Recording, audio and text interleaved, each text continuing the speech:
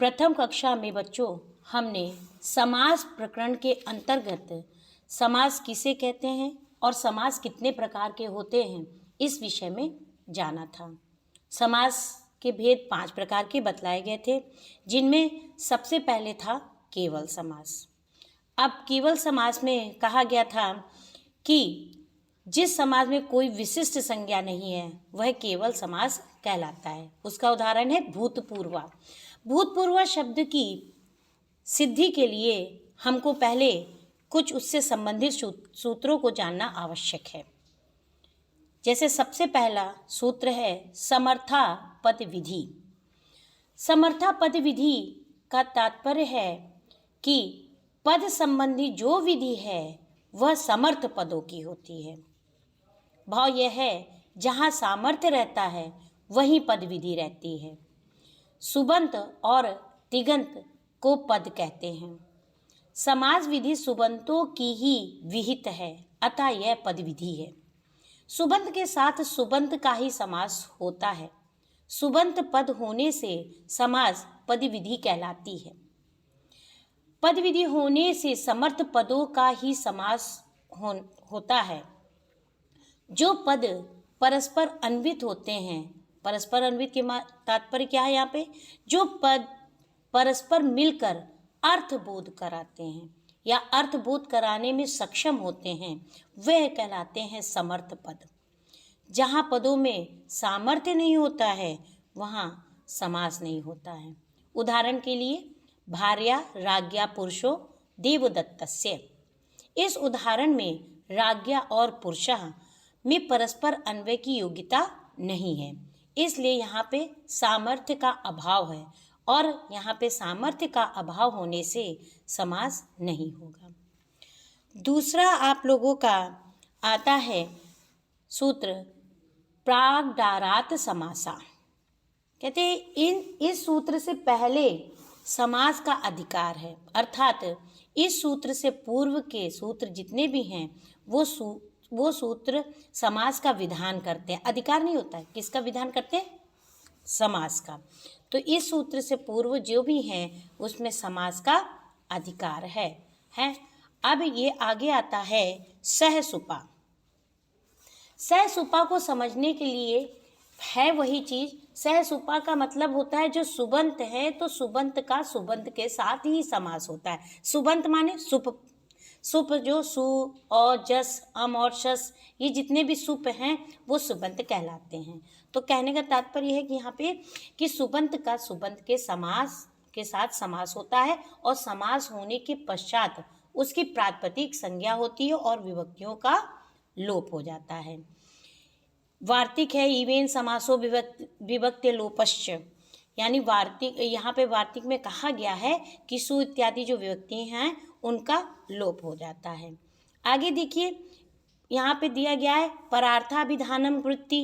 कहते पर अन्य अर्थ का कथन वृत्ति कहलाता है, यानी अन्य अर्थ जिसमें हो वो वृत्ति कहलाता है। प्रत्यय या अन्य पद के अर्थ के सहित जो विशिष्ट अर्थ की प्रतीति होती है वह परार्थ कहलाती है। ये समझना आवश्यक है। वृत्ति क्या है? जिसमें अन्य अर्थ की कथन हो उसको वृत्ति कहते हैं, और परार्थ वो है प्रत्यय या अन्य पद के अर्थ के सहित जो विशिष्ट अर्थ का ज्ञान हो या प्रतीति हो तो वहाँ पर परार्थ होता है। वृत्ति के द्वारा ही परार्थ का बोध होता है। और ये वृत्तियाँ कितनी होती हैं बच्चों? 5 वृत्तियाँ होती हैं। कृत, तद्धित, समास, एकशेष, सनाद्यंत धातु। तो इन वृत्तियों में जो कृत, तद्धित और सनाद्यंत धातु प्रत्यार्थ के सहित विशिष्टार्थ को कहा गया है, यानी प्रत्येक अर्थ के सहित जो विशिष्ट अर्थ होता है उसको कहा गया है। और समास तथा एक शेष में अन्य पद के अर्थ के सहित विशिष्ट अर्थ को कहा गया है। वृत्त्यर्थेति वृत्ति के अर्थ का बोध कराने वाले वाक्य को विग्रह कहते हैं। जो वृत्ति के अर्थ का जिससे हमें बोध होता है वह क्या कहलाता है? विग्रह। यह विग्रह लौकिक और अलौकिक 2 प्रकार से होती हैं। अच्छा, इसको इसलिए समझना जरूरी है क्योंकि अभी भूतपूर्वा में इस तरह से होगा कि इसका लौकिक विग्रह क्या है, अलौकिक विग्रह क्या है।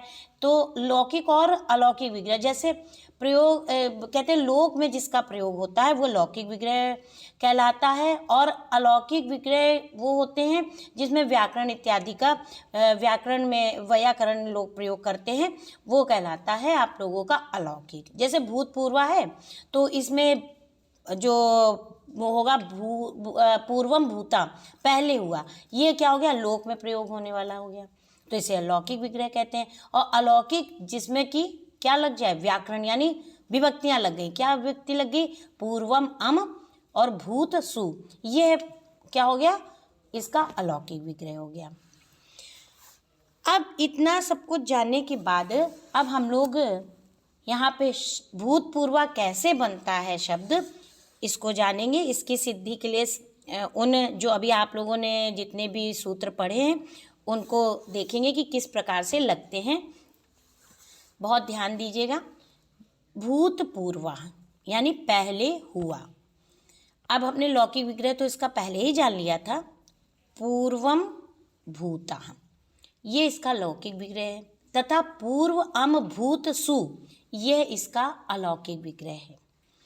तो अलौकिक विग्रह में सहसुपा, सहसुपा भी आप लोग पढ़ चुके थे, सुबंत का सुबंत के साथ ही समास होता है, तो यहाँ सहसुपा सूत्र से विकल्प क्या हो गया, समास होता है, विकल्प से समास होता है। अब समास हो जाने के बाद इसका कृत तद्धित समासाश से प्रातिपदिक संज्ञा होती है और सुपो धातु प्रातिपदिकियों से अम और सु विभक्तियों का लोप हो जाता है। तो जब लोप हो गया किससे, आपका पूर्व अम भूत सु, तो अम हट गया, सु हट गया, तो बचा क्या, पूर्व भूत। तो अब लोप होके फिर रह के स्थिति क्या रह गई, पूर्व भूत। इस स्थिति में एक सूत्र है भूतपूर्वे चरट, ये पाणिनि का सूत्र है। इसमें कहते हैं कि पूर्व निपात हो जाता है, किसका, भूत शब्द का। जो भूत शब्द है उसका पूर्व निपात, निपात माने प्रयोग, पूर्व में उसका प्रयोग हो जाता है। तो अब जब भूत का पूर्व में हो गया तो क्या बन गया, भूतपूर्व, भूतपूर्व बन गया। भूतपूर्व शब्द की कृतद्धित समासाश्य से प्रातिपदिक संज्ञा होगी।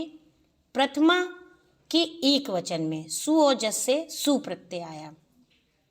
अब सु आया, सु के बाद सु का जो उ है उसको उसकी उपदेशीय अनुनासिक से इत संज्ञा और तस् लोपा से लोप हो गया, तो बचा सा। सा में सजुषो रू से सा को रू आदेश हो जाता है। रू आदेश होने पर रू रा में जो ऊ है उसकी भी उपदेशीय अनुनासिक के सूत्र द्वारा इत संज्ञा और लोप कर देते हैं। उसके बाद बचता है रा, और रा का खर्वसानी और विसर्जनीय सूत्र से विसर्ग होकर भूतपूर्वा शब्द सिद्ध होता है। तो इस तरह से ये बात समझ में आई होगी कि ये शब्द कैसे बना, भूतपूर्वा। पहले समास हुआ विकल्प से, सहसुपा से, लौकिक अलौकिक विग्रह करके, फिर प्रातिपदिक संज्ञा हुई, फिर अम और सु का लोप हुआ, फिर पूर्व निपात हुआ, फिर प्रातिपदिक संज्ञा हुई और होकर प्रथमा के एक वचन में सु और उसको भी रुत्व विसर्ग होकर भूतपूर्वा रूप सिद्ध होता है। अब एक चीज आती है इवे नेति। इव अव्यय पद के साथ सुबंत का समास यदि होता है तो विभक्तियों का लोप नहीं होता है। उसका उदाहरण है वागर्था विव। वागर्था विव का लौकिक विग्रह हो गया वागर्थो इव, और लौकिक विग्रह ये हो गया तथा वागर्थ और इव। इस अलौकिक विग्रह में इवेन समासो विभक्त्य लोपश्च, इस वार्तिक से वागर्थो का इव के साथ समास हो जाता है।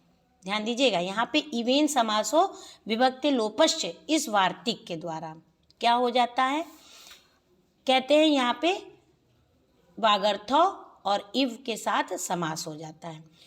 तो समास हो गया और सुपो धातु प्रातिपदिकों से प्राप्त अविभक्ति का लोप यहाँ पर नहीं होता है। तो जब नहीं होता तो अ का क्या होता है, अ को एचो एवायावा से आव आदेश होकर वागर्था विव रूप बनता है। इसको इस प्रकार देखना चाहिए। तो आपने 2 उदाहरण देखे केवल समास के। एक था भूतपूर्व जिसमें विभक्तियों का लोप हुआ, और एक है आपका उदाहरण वाग अर्थाव्यूह। इसमें जो वो थी आपकी विभक्तियाँ, उनका लोप नहीं हुआ। तो जब लोप नहीं हुआ तो औ को क्या हो गया, विभक्तियों का लोप नहीं होने पे एच ओ एवा यावा से आवो के वाग अर्थाव्यूह रूप बनता है। इस प्रकार हम अपना जो केवल समास के अंतर्गत जो उदाहरण हैं, उन जो शब्दों के उदाहरण हैं उनको हमने देखा। आगे अब आप लोगों के तृतीय भाग में अव्ययभाव समास शुरू होगा। धन्यवाद।